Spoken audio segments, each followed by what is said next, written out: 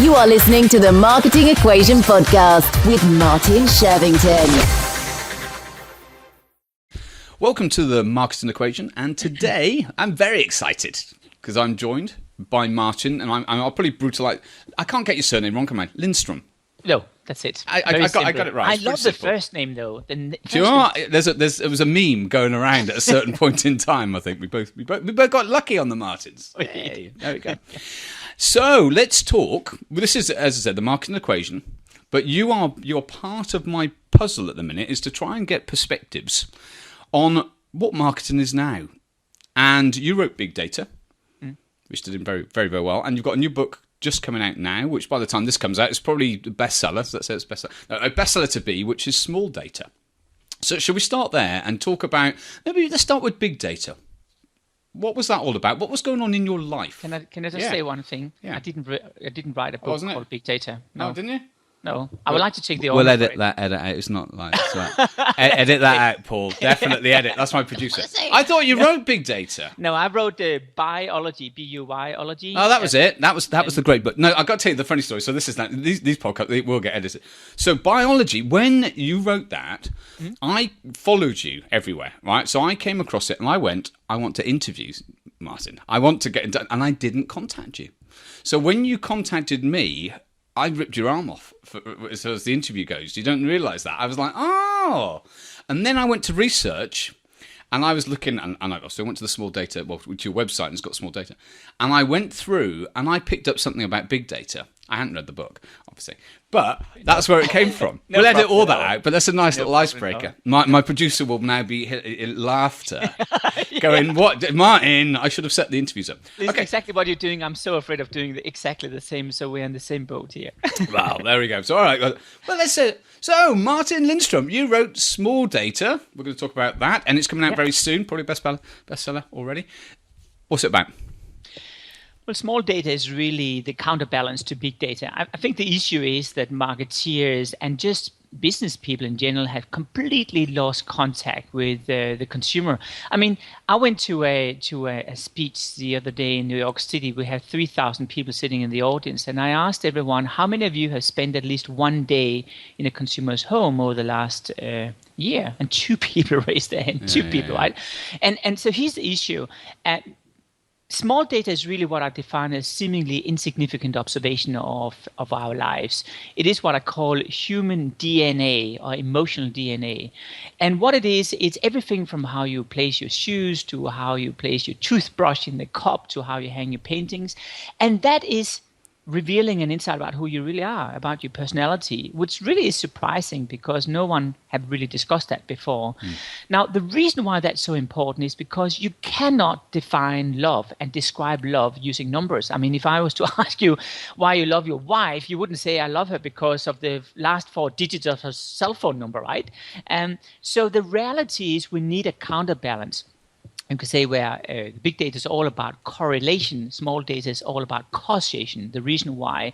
And that's really the hypothesis, the foundation you use once you want to create this big data mining stuff, which are revealing all the insights about where you want to go as a company. So small data is really the counterbalance to big data. And what I fundamentally believe is it's needed right now to get the corporate world back on track. So this is there's so much I want to talk with you about. So, because, okay, first of all, so when I did organizational psychology, we learned organizational research, organizational analysis, and we'd learn, I always say it's wrong, quantitative, if I'm put it, and qualitative. And the trouble with qualitative is it was almost a bit more hard work, right? Because you had to go and stand and survey, and more than anything, listen. You had to go and observe and gather an enormous amount, and then, in a scientific manner, use a methodology, which we all got taught, to actually use it properly, as opposed to your own filters of, hey, this is what I was looking for, and guess what? I found it. Yeah. So what you did is you went and lived in people's homes, looked at their toothbrushes, looked at the observation of the kids, looked at all of the different dynamics, and it's a big book. And it's got heart. That's one of the things I said. You cared about pulling the story together to show people this other side. Well, I really tried. I love people. Let me put it this way, else you can't do this job. And you should never feel too good to be together with an incredible poor family in a favela somewhere in Brazil, or you are literally listening to the bombs exploding outside in Pakistan, or to literally live almost with a royal family in some country, because that's really my job. I'm really is going up and down like that. Yeah. So it puts the world and life and people into perspective. I think the most important thing to say here is people always say to me, how can you develop an entire strategy for a company based on 30 interviews? And I tend to say, it's the same as when I go to a doctor to have the health check, which I did the other day here in Switzerland. And he didn't say to me, I want to have 6 liters of blood from you just to be sure that you're healthy. He took a couple of drops, and that was enough, because science behind it helps it to put it into the right perspective. And that's a little bit the same here. So what do you do in order to get that perspective? There's really 2 things, I think. The first thing is to have a haircut. And by that, I mean that is to understand the premises of the local community you move into. And we often, when we move into a very strange community, Shibuya or Shinjuku in Japan, or it could be just Sydney in Australia, we go down to the hairdresser, we go to the local photographer, to the church leader, and we hear their view about the community. And that forms the foundation of where we are. It almost resets us. Yeah. And once we do that, we have the right perspective. And it's very interesting, because a good friend of mine, his name is Paco Underhill, he wrote a book called Why We Buy. He said to me once, we were walking around in the streets in Copenhagen, he said, Martin, people really walk very unstructured here. You know, I had to remember I'm born in Denmark, right? So I should have seen this. I had no idea. I never seen that before. But he was right, because he came from outside, so he saw it in a clear perspective. Yeah. When you are too close to the forest, you can't see the trees. So the strength of living with consumers is really that you don't know them, and that clear perspective suddenly makes you realize opportunities. So I would claim, of course, quantitative and qualitative can work together, and they should, because that's really big and small data. But the reality is you need a hypothesis first. You can't just go out and mine data randomly.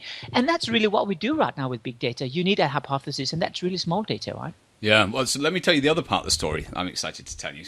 I spent 3 months last year in, do you know South Bay? Just south of San Francisco. So San Mateo and Burlingame. Yeah. And I spent 3 months walking around the streets, standing on the street corner. I was the weirdo. If anyone ever hears this and go, who's that weirdo? The British accent, it was me. And I went and looked at the Thai restaurants and the coffee shops and the barbers. And I took photos and I did all of this, and I added them a lot to Google Maps. And one of my fascination is Google Local and how we're really bridging between the internet and local businesses. And I think there's a big gap. Yeah. But I did that research and I wrote it up, and about 3 months worth of time. And I found that it's what's the position of the till for when after people are queuing. How long does it take them to get there? How many steps did it get there? What are the other opportunities? What other ways can you catch their eye? Now, we know supermarkets have been doing this for years, but for the small business, my interest was one thing, which was how do you get more reviews? That was the principle. That's everything fantastic. I was looking at was how do you get more reviews? And so I pulled on that. What did I learn? Yeah, well, I can tell you that the biggest thing is you've got to ask for them. Yelp don't like you. TripAdvisor and Google don't mind, but you have to ask. But it comes down to the process in order to get to the point where you can ask is relationships. And does somebody have a good positive customer experience? And then at what point do you consider them to be a regular? And what point do you think, okay, well, this is now an appropriate time? So that was one of the big things. But what I learned more than anything else is that people aren't asking. The processes aren't put in place. People are slightly shy. Yeah. But there was another part, Martin, which I felt was wonderful. When people do review, it's like it's divorced. They review over there and the activities within the business there and then. Do you know what I mean? And then they find out, we've been reviewed. Well, it's okay to review in store. That's okay. As long as you're in terms of service. But what I found is that certain places, and it was the tea place, I can't remember, Pete's Tea. Not Pete's Tea. It will come back. Oh, David's Tea in Burlingame. And they've got about 160 stores now or something. What they were doing was, you're interviewing me, by the way. I'll ramble on. I'll finish this. What they were doing was using the reviews that the customers had led to inform the staff of the perception of their performance. And these were third-party review sites, just, Yelp and TripAdvisor and Google and so on. And I went, that's the bridge. That's the bit that needs to be there because it hasn't. Anyway. Well, it's fascinating. It actually reminds me about, I went to a fancy restaurant in Paris the other day, a Michelin restaurant, and everything was about to close down. So I asked the staff about how motivated they were. And they said, our motivation has completely changed the last 2 years. I said, how? She said, when I go home, I look at Facebook and I look at Twitter, and there I see my ranking of how well I performed today. And the day after, in the morning, we review all the rankings online, and that will reflect our service in the restaurant the day after. That's a Michelin restaurant in Paris. It just gives you an idea about how embedded that mindset is starting to become, right? It is amazing, and it's pure feedback. And a lot of places you don't want some of it, so you've got to actually bring it in control with the ones that you do want. And I think that was another aspect. So, absolutely. Let's talk about Disney. Sure. Well, Disney is fascinating. I think the story you probably have in mind is one of the stories I'm writing about in Small Data, where I was contacted by the guys at Disney, and they wanted to increase traffic, but they really didn't know what to do. And I'm not saying I had the solution, but I certainly did something which was fairly untraditional. We realized the magic was gone in Disney, and by that I mean Disney in many ways, of course, is a lot of hardware, meaning all the buildings and stuff, and a lot of software, which I define as the people. But when the magic is gone, you don't see it through the lens of this fantasy world. You see it just as what it is, hardware and software. And that was a little bit about to disappear. So I sort of said, what is magic? And one of the things we realized was magic is, of course, how you have almost a religious relationship to things. And that includes rituals. I mean, a ritual is really a religious component, and Disney had some rituals, but not a lot. So we started to go to different churches and in all sorts of different religions, but one of them was actually in Rome, where we were sitting there and observing people walking in and out of churches to understand how they're lighting the candlelights and how they were doing the prayers and all this stuff. And we suddenly realized, they completely forgot about that magical moments of having the pixie dust. You know this pixie dust you have from the fairy tale stories? So we created this area in the theme park where you could throw pixie dust into it and make a wish. And it was amazing to see how that creation, which we all hardwired to throw something in water and wish something. I don't know why, but we are. But it never really happened in Disney. But as we introduced that, you had all these small, lovely girls coming, throwing something in this little area with water and wishing. And that was the moment where magic was coming back into Disney. And that observation really came from us observing churches across Europe. And I think the headline here is very simple. Quite often, I believe creativity is to combine two ordinary things in a new way. And you could say, what has Disney to do with the church or with religion? Not a lot, but when you combine it in an interesting way, you have a solution. And I think that's in many ways what I try to do in Small Data, to discover things, look at it from a completely different way, and then add it to the brand. And then suddenly we have something new and fresh, right? And it's been inspired, isn't it? It's been inspired by those stories as well. It's having the energy from it. Now, what do you think about the businesses that you're working with? Are they looking at the small data, or are they looking at the solutions that you can offer? Well, they are definitely looking for the solution. And I'll give you one example. There was a major retailer in the US called Lowe's Food. It was a supermarket chain. And the owner came to me and said, Martin, I'd like you to develop a new logo. And I said to him, I can develop new logos. I'm sure we can figure that out. But that's not the reason why you and I should work together. We probably have to fix the brand first. And that began a process which actually took almost 3 years. And by the way, in the end, I gave him a logo. But that became sort of a side note where we did a couple of things. The first thing we did was to move in with consumers across the US. And it was fascinating because what I learned was the communities are disappearing. We think we have a strong community today, but actually it's all online. If we shut down online, particularly in North America, there's nothing left. And what I've learned is the most powerful communities is when you have a tactile sensation. I mean, a sense of belonging in a physical way, which, by the way, is the reason why the numbers of people going to concerts are going up, to cinemas is going up, to fresh farmers markets is going up, because we want to feel a sense of belonging. So what I said was, we need to figure out what is it which are missing. And we realized two things. One was the community. So we needed to create a new physical community. And the second one was that everyone seemed to have very strong and very vivid childhood memories about how it was to be a child. And out of that, we realized that most people actually have a twin age, which sounds crazy.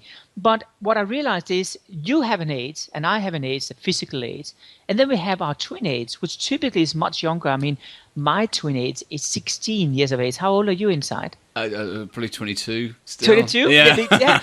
And it's like we're freezing in time. And there's a lot of interesting insight we learned about why we freeze in time. But there's two things we learned out of that. We learned the first thing is never communicate to the old person. I mean, how I really am physical age-wise. I mean, for example, in the UK right now, you have Saga. And Saga, when they send out the Saga postcards when you're 50 years of age, and just so you know, if you're listening from overseas, Saga is similar to AARP in the US. Well, when you receive this postcard, you know what's happening. People are sort of avoiding it. And it was just very interesting because I spoke to the folks at Saga about it, and they said only 10% receive the postcards. 90% disappears some strange way. People just don't want to recognize they're 50, right? So you always communicate to the inner age. And what we realized was we are all actually children at heart. So what we did in this supermarket chain was two things. We created a community where it's almost like a city or a village where everyone is discussing and shouting at each other. They have a rant, they have fun, they have dances, whatever. It is like going to a farmer's market. And the second thing is that everyone is behaving in characters. We actually have these characters resembling how we were children ourselves. And it sounds incredibly silly. It sounds incredibly American, but actually it's not. It actually is something which is striking a very strong nerve in our mind because we feel a sense of belonging. And I think that's the reason why Lowe's is just going like that right now, because people are not just buying groceries, they're buying an experience right now. They're buying a story, really, right? There was a toy shop. You just reminded me of this. There's a toy shop in San Mateo, and again on my wanderings, I went to with my buddy and the twins, like 2.5 years old, and the 4-year-old. And I looked around and I thought, I'm sure this is available on Amazon, probably a lot cheaper than this enormous, and it's a big store, and it's been there for like 30 years. And I almost went in with my consultancy hat, and I was like thinking, we could optimize this. And we go out the back, and there's a train set there, and there's the building blocks, and there's really big units of kit, which I don't know how many they sell because they take up the living room. But I just went, okay. I now understand it. As I see the kids running around and the parents are talking to each other, and suddenly it's the play group area. Like when you go to a park, it's the same thing, and they've just recreated it. And they've got a community built on the Saturday morning that the people go, and they have parties. And I went, okay, you're doing something that works for this community, and it sustains. You're absolutely right, and I think there's many things to say. I mean, as you know, Amazon opened their first physical store in Seattle late last year, and they're opening more stores now, supposedly. Well, why is Amazon doing that? Well, they're doing it because, first of all, the sales is flat on books online. But as I spent a lot of time with the ABA, which is the American Bookseller Association, where I did the opening speech in Denver 2 weeks ago for all the booksellers in the US, I realized spending times in bookstores across the US, the bookstores have an asset which they can use in the same way as you can use the online assets.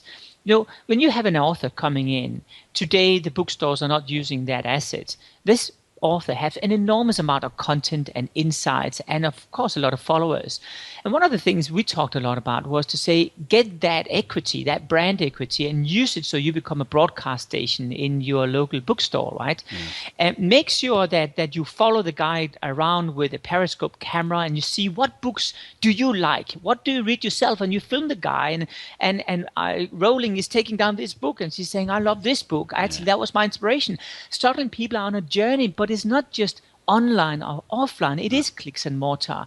And I think the small businesses really have to understand that, and you know more about this than anyone on planet Earth, they have to understand that online is not an ad.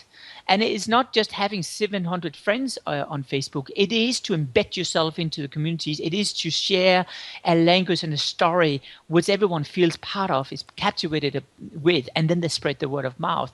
And I think that's a huge asset for a lot of stores that just haven't realized it yet. Changing gear. I love this, man. Changing gear. Did the journey for you ultimately writing small data, but going and gathering the small data, did it change you? Yeah, it did. Yeah, this has been an incredible tough journey. I mean, I've been living in more than 2,000 consumers' homes across 77 countries over the last 10 years. If you add that up, it's almost living in someone else's home for 2 years. People you don't know, right? You have no idea about who they are. So it gives you a dose of humbleness. Yeah. Which I think is incredibly healthy, because when we sit in our offices and we have all our followers, and you go on stage and people are applauding and they think you're fantastic, you think you are God's gift to planet Earth, and the reality is nothing could be farther from the reality when you are sitting in Nigeria and you're basically sitting in mud. And they have no idea about who you are, and I have no idea about who they are. And I've got 100,000 followers on Twitter, and they go, really? Okay. Right? So it really comes down to the humbleness. It comes down, and this is really important, Martin. It comes down to being present, and I know you are, but I tell you, a lot of people are not. I mean, I'm just about to skip my phone altogether, and I am doing that because I've realized I'm not present enough. I want to see things all the time. I mean, the problem is we're so scared of being alone or looking like losers. The first thing people do when they're sitting in a bar and waiting for someone is to grab the phone and just do something with it to pretend I'm not a loser, right?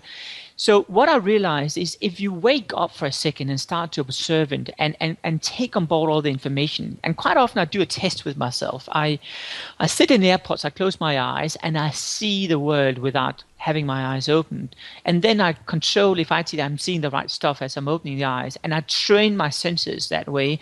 And today I would claim I actually can see without my eyes open. In many cases, I can see what's happening in the next door room without being there, because I have so much experience of walking in people's homes and picking up those seemingly insignificant observations.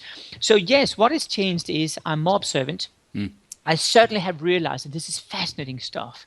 I realize there is a reason why everything in your home is why it's there. And I'll give you a quick example. We realize people would have large paintings, colorful paintings in the home, have a strong self-confidence. People would, by the way, place the coffee table book in a certain room. They're always placing it in what we call the perception room, which, by the way, is the room most similar to the Facebook page you have. Yeah. Because remember, the Facebook page has nothing to do with reality. That's who you would like to be seen as, right? But not only that, if you go into the perception room, you now know where it is, and you see a huge bookshelf with lots of books, you know that person have a little bit of a problem with education and actually feel that person is undereducated and is trying to compensate for that by displaying a lot of books. And all these observations, from how you decorate your fridge magnets on your fridge, to how you stack your fridge, to how you empty your bag in the vacuum cleaner, to how you brush your teeth, to how you hang your toilet paper roll, all of that is telling a story about who you really are. And I don't think anyone in the world actually have started to combine all these dots. And I'm just on the very, very verge of the journey to do that, because it's very complex stuff. But in the end of the day, that's the premises of small data, to start seeing the world almost at an unconscious level about who we really are, right? And then to use that as a foundation for big data, right? You just said something that I haven't. I just remembered this. So there's a Buddhist teacher called Napachogyam Rinpoche, and he's an amazing teacher. And he would say, "We are symbols of ourselves, and everything we do is a symbol of who we are, and also it's who we display in ourselves to be." And they are personality displays, and as you're saying, there's a manipulation really within the environment of I'm attempting to influence you for you to change how you would be seeing me if that object wasn't there. You know, so this whole perception response thing is underlying the whole fabric of how we live. So so this is you and I are similar in a way, because we've got this view of the wires under the board and how things are kind of like influence and bearing, but we like brand. And we like business. I like business. I think that there's a great benefit. So how do you help businesses then? What can you do that when you go in, if you're on that 2-year journey, let's say, what do you do? Where I'm getting this, I find it so interesting. Do you come in from an ethical point, do you stand and you go, do you know what? I want to make the world a better place, or do you go, or do you know what? I just want to, help you get more sales. How do you take your personality into that space? Well, it's two very good questions. I think on the ethical part, I've become more and more ethical over the years. And I have to be honest with you. I mean, there's some of the stuff I did in the past where I certainly felt from an ethical point of view, it was just on the borderline, and where I've withdrawn that because I get older and I get hopefully a little bit wiser as well. So yes, ethics is pretty close to my heart. And one of my previous books called Brand Washed was actually the first book talking about ethics in marketing and branding, because I felt someone had to raise a voice and really raise the concerns about privacy and all that stuff. So it's very close to my heart. So I do actually say to companies sometimes, hey, either I'm not willing to work with you guys, or I'm saying to them, you have to change the ingredients of your products in the food category, and then I'm happy to work with you, right? Now, in terms of how I work with companies, it's very simple. I'm a politician. I'm not a branding guy, because if you align a company and all the stakeholders in a company and they're all succinct on one message, it becomes a brand by default. The reason why brands are in a mess today, particularly the big corporations, is because they are in disharmony internally. They can't come to an alignment. So the first thing you have to do if you are a branding guy is really to secure an alignment internally. And guess what I'm doing? I have a very powerful weapon, and that's called the consumer. I take every one of the senior executives, including the board, including the CEO, into the homes of consumers, and they sit there with me and they see firsthand what's really going on. And what is really fascinating is, and this is a true story, I mean, one of the biggest food companies in the world, the CEO was joining me in one of these interviews. And just as we were driving in the car into a home in India, I think it was, or else it was China, one of the two, and he said to me, we just done this huge report. 17,000 people has been interviewed about what they think about our brands. And I said, fantastic. And he was really, really fond of this study. Then we went into this home of, there was a Chinese lady, her name was Jenny. We went into her home. And by the way, just a sideline, almost all Chinese people in the major capital cities or the main cities in China actually have American names because they feel they're closer to the American culture by changing their names, which is very scary and interesting. But we were sitting there observing, and it was amazing observation we did for basically half a day. The day after, we had the boardroom meeting. And at the board meeting, the board asked, what have you learned? And the guy, the CEO, he said, well, we had this report, but it's really not relevant. I want to tell you about what we learned in the homes. And then he went on for half an hour talking about these two interviews. And that is the power of this, that we completely forgotten about human aspects. And when we're there in real life, we have our hands dirty, we realize what the reality is all about. And I do think that companies have completely disconnected themselves. So when I take all these executives into the homes of consumers, guess what happens? Politics disappears. Because you can't discuss if this and that power thing is happening, or if that silo is too big over there in that corner, because the consumer don't care. When they send you a rant or an email or a message or whatever it is on your channels and saying, I hate Virgin, it doesn't matter if it's that channel or that channel or that channel. It is you as a brand. And companies are not geared for that. But when you realize that, spending time in the consumer's home, you realize we have to change our view from inside out as well.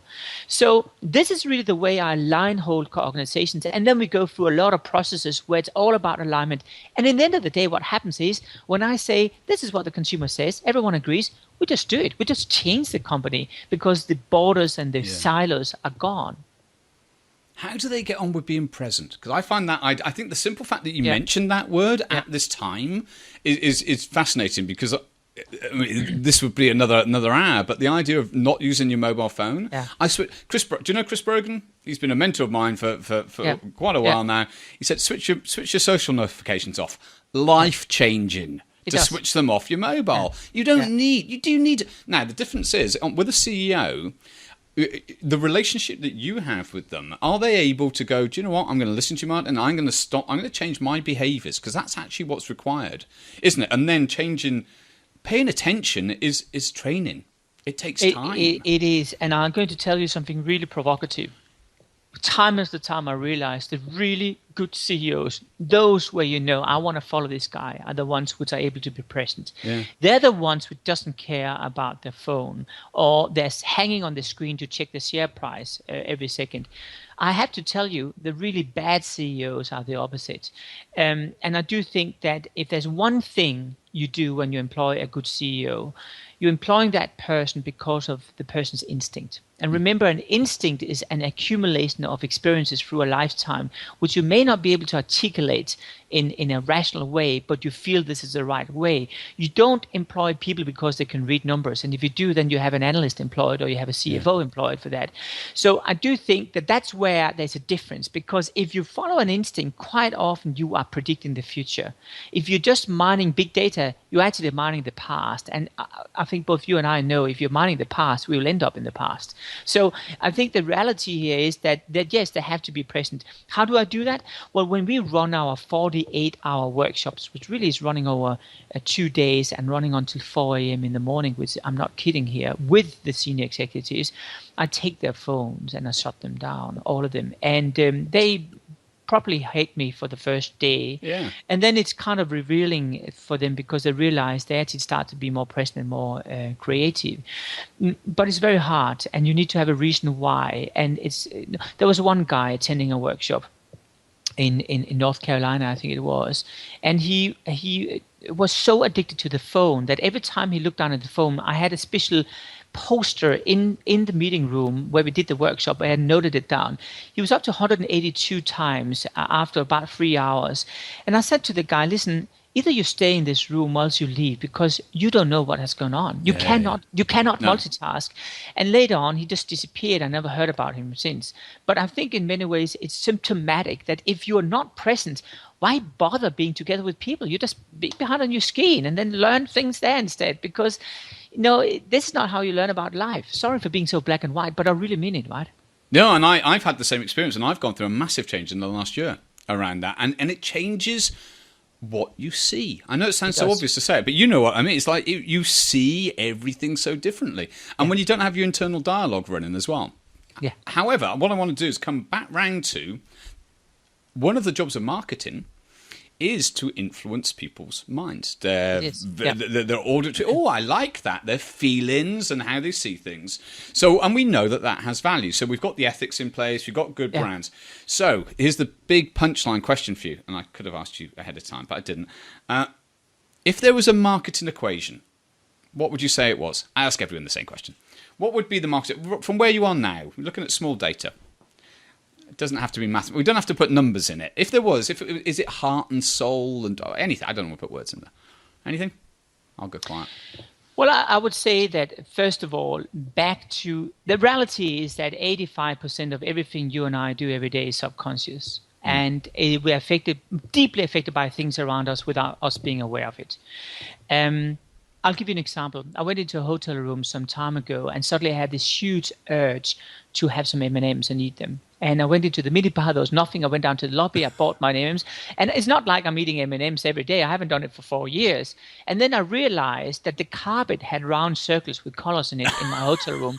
And that was really the reason why. Yeah. I realized when I did a workshop in India, when I had to align 107 different CEOs around one brand with one color, it was impossible because everyone had preferences for different colors. So I asked all of the CEOs to go back to the childhood, take a photo, get hold of a photo from the bedroom where they were born and raised, and then I created a correlation between the bedroom colors they had and the preference for color. 40 years later, and it was 75 or something % equal. Yeah. So you and I are deeply affected by subconscious signals, and that is branding, because in most of the cases, you're selling emotions, and emotions are not rational. They're not overt. They're subconscious.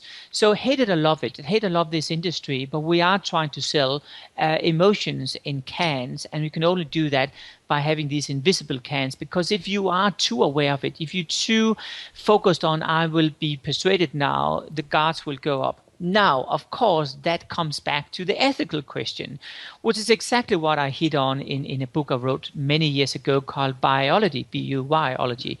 And in biology, I realized that the tobacco industry was completely using subconscious or basically manipulative advertising.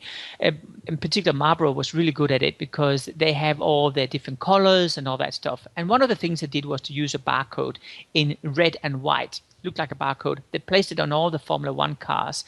And when we scanned consumers' brains, showing images of that barcode in the scanner, actually in Oxford, just around the corner from where you are, we realized that people had this feeling for craving. The nucleus accumbens, the craving spot in the brain was activated.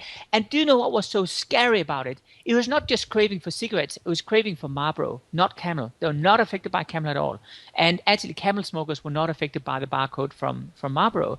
Now, I wrote a piece about that in Wall Street Journal, and later on, Marlboro withdrew the $120 million sponsorship, yearly sponsorship from Formula One, because it was basically illegal, this stuff. What I'm saying to you here is subconscious communication is part of our game. Sometimes we need to stand up and say, this is probably going too far. But I'm fine with manipulating kids to play more Legos because it stimulates creativity. And I think that's fine. I'm fine about making people drink more water because I don't think that's bad. But I'm not fine when it comes to certain categories. That was a long spiel. No, I love it. I love it. Well, let me tell you a very quick story. And I'm very aware of you. I love this. I could speak to you for hours. So I've done a lot of experiments on social media. And my approach, and it formed over time, was who's in? And the condition is I'll tell you what I learn. But you've got to trust me just to opt in and run with it because I don't know what I'm going to learn yet, so I can't set the path. And every single time I've done it on that condition, which has now just become I don't have to say that that's what I'll do, I'll just do it. The trust is there. And it means that people will go along with some of my crazy, hey, shall we do? And I've had up to 3,000 people just sort of activate in a day. Yeah. But the ethics side is you're in, you get to learn. That's one of the big things. And I think it's interesting with brands is that they're not on the outside anymore. You know, because of social media, they are able to have the influence and the connection directly with people on a day-to-day, minute-to-minute basis. Yeah. And those that are ignoring that understand there's a huge opportunity to build trust. And when you build trust, trust is part of brand. Yeah, and you're right. And I think a good example about how industries are struggling right now is the fashion industry. I mean, if you take the fashion industry around the world, probably the best people at social is probably the LA-based fashion scene and perhaps New York City, right? Perhaps London, then followed by Paris. The worst, by the way, is the Italian fashion scene because they fundamentally don't like and don't understand and don't want social media in Italy. So you have that conflict. But what's interesting is the best brands out there in working with this whole social media happens to be those brands where the fashion designer themselves live and breathe the fashion. And once they do that, like Balmain, they have a designer there, a young kid, which is an amazing designer. He has more followers than actually Balmain, the fashion house, has. And when he releases his news, he does it on his own account first, share it with the world, have interaction, and it becomes authentic. And I think that is the issue with social right now, that companies have their legal department and compliance and they have these approval processes and it's not authentic. It is like they have this moon suit on and they walk clumsy through everything and everything falls apart and it just seems awkward. And I think what I'm trying to say here is that the good news is, in particular for the small businesses, they have every reason to jump on this bandwagon right now because they have a chance to do something which is competing head-on with the big companies, and actually they have a chance to win. The good news about the small data philosophy I have is that is also something belonging to the small businesses because they can't do big data, but they can certainly do consumer observations in homes and learn. So actually I do think the small businesses have an enormous opportunity right now. They should stop following the big companies. They should stop feeling sad for themselves. I mean, there was this movie called The State of Enemy with Gene Hackman and Will Smith. And I'm not sure if you remember the scene, but there's one scene in it where Gene Hackman is saying to Will Smith, when Will Smith is saying, what do we do with this big American government which are attacking me right now? We can't compete against him. And Gene Hackman is saying, you have to turn their strength into their weakness. If they have an enormous army, they are inflexible. And then he went through that. And that's the way small businesses should see themselves. And I think actually social can do it. But yes, it's very overwhelming. And it's a whole new discipline which you have to build into your DNA. And it has to be natural, right? Yeah. It's interesting as well that what you said is authentic. It's not go and be authentic. It's just go and be. It's just you love what you're doing. You've employed people that love what they're doing. Yeah. It's job done. Yeah. That's it. And just display that enthusiasm, passion is really, isn't it? It's very true. And I think, of course, it's very hard when you have a day job as well, which is to stand behind the cash register and selling stuff, to also run social at the same time. But I do think it is as anything else. Like if you have kids, you also still have time for the kids. You have time to go to the hairdresser. You have time to go to the dentist. You need to structure your life in a different way and basically say, this is my marketing effort. And then I think very importantly, you have to remember that competition is very different. I mean, in the past, stores would never collaborate. They'll never work together. Today, everyone has to work together to basically lift things as a whole. I think here in the community of online, you and I, as authors and as consultants and experts, are sharing views. Now, that would never happen 10 years ago. No. 10 years ago, we would probably have seen each other as competitors for some strange reason.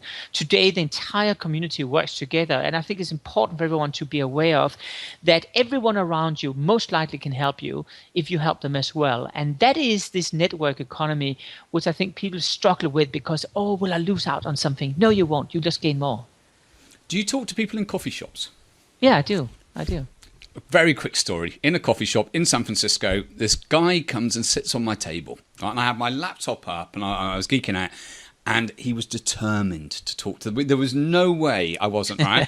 And he sat and I put the thing down and I sat back and I said, hi, how you doing? He said, my name's Joshua. Yeah, okay. He goes, you don't know who I am? Right? And I was like, this is going to be awkward. It'd probably be Jay-Z or something. I went, he said, no, so I'm in this band, ASAP Mob, right? Now, you and I may not know what ASAP Mob is, right?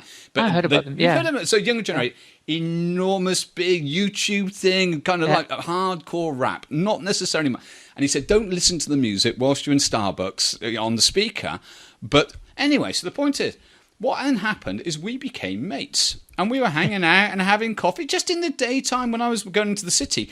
And he made the effort. And I think one of the things is, from what we're talking about with the small data, you've actually got to go and make the effort because it's so easy to stay sat, and it ends up diversifying your perspective. And that's what you did with the book. Is it took a lot of time. It takes a lot of effort. And when CEOs go in, they're not able to protect themselves behind the screen with the social connections that they have, or even just email is what a lot of people have got. It's a degree of discomfort. You're going to go and learn stuff. Yeah, you know? You're absolutely right. And I think some of the best strategies I come up with for any brand in the world has been discovering things in homes. And I mean, as you know, when I start up the writing of small data, I give this story about the Lego company, which in 2002 were close to bankruptcy. And they were so reliant on big data and were concluding that the instant gratification generation will really mean the death of Lego because no one would have the time to play with those bricks. So they changed the size of the Lego bricks from those tiny bricks to huge, gigantic building blocks. Now, guess what? 2003, Christmas sales is halved almost. Lego is close to bankruptcy at that stage. And that's where the story of how small data was really invented, because a team from Lego goes into a home of an 11-year-old German kid, and they ask this kid, what are you most proud of? And the kid turns around, and to everyone's surprise, he point out an old pair of sneakers or sports shoes, completely worn down. And the Lego is saying, why? And he's saying, because it shows I'm the best skater in town. And they say, what do you mean? Yeah. Well, because if I can slide down the skateboard exactly at an angle of 12.5 degrees, it will give this mark on my shoe, and that's my trophy. Now, he was 11 years old. That was a second where Lego realized that, number one, if kids are put in the driver's seat, they are the storytellers. They own their own story. They will spend thousands of hours of playing. And second, they actually had to change the size of the bricks again, from those bricks to the small, tiny things. And they increased the building time for each each of the boxes, and the Lego movie later on became a reality, and the rest of history is number one company in the world. But that story is back to small data, and that story is back to the fact that if Lego would not have asked that question and actually be prepared to listen to one person in planet Earth, which is turning around an entire toy company, then they would not have been around today.